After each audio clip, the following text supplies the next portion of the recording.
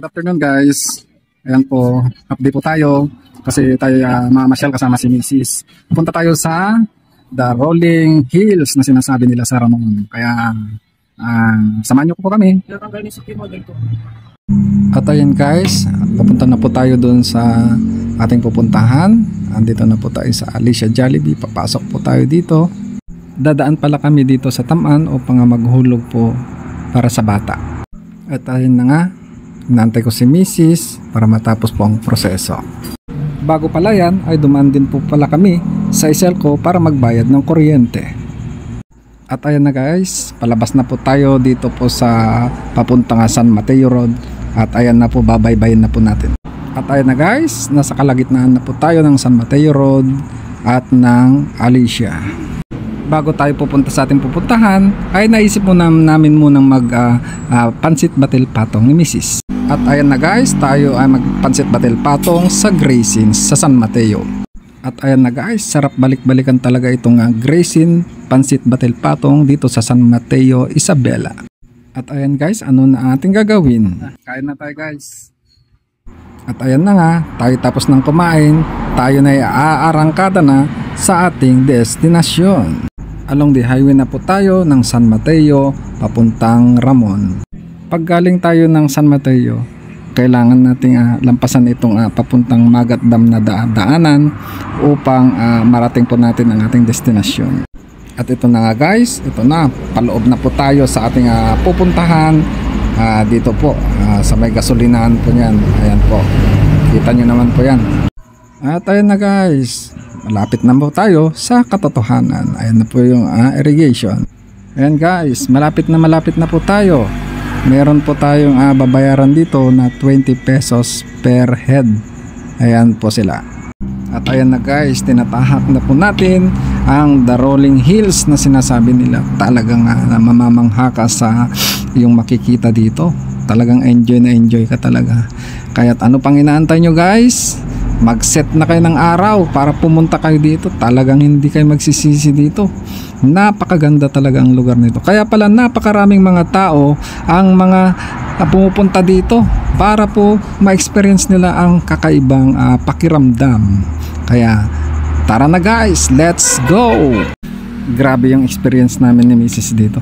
Kala ko ito na yung pinaka mataas na aakyatin namin. Pero paglingon ko doon sa taas, ay nako, meron pa palang mas mataas. Pero yun ay aakyatin pa rin namin ni Mrs. para po sa kakaibang adventure. Talagang pati si Mrs. ko namangha talaga sa lugar na ito. At ayan na guys, andito na kami sa taas ng bundok. At ayan, makikita nyo, mayroon pa talagang mas mataas. Napakagandang tanawin. Kita mo ang ilang bayan dito. Hindi lang po ako sigurado, pero makikita mo talaga dito lahat. Pati Santiago, napakaganda po talaga. Ayan po, mataas pa pong init niyan. At pagkatapos niyan guys, ayan po, naglakad na po kami. Tutunguhin na po namin ang pinakamataas. Talagang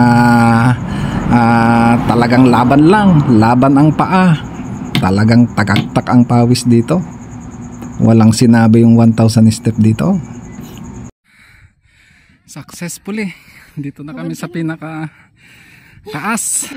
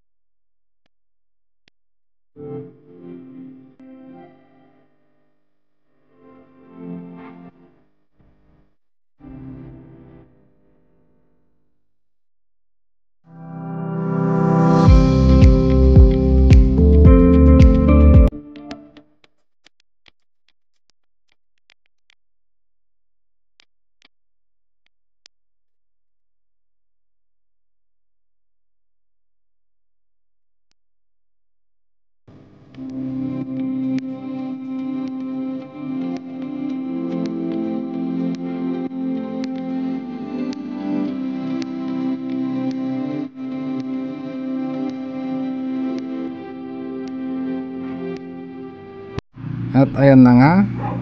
Ayan, pauwi na po tayo dyan. Picture, video muna tayo para sa mga remembrance. Napakaganda talaga guys. Babalikan talaga namin ito sa ibang araw. At ayan na guys, pauwi na po tayo dyan. Kita nyo naman po yan. Yan po isang isa sa daanang matirik. Ayan po, para kayong pumunta sa Dinadjawan. Ang experience dito talagang napakaganda guys. Subukan nyo nang pumunta. Tara na guys. Salamat guys. At hanggang sa muli. At kami uuwi na.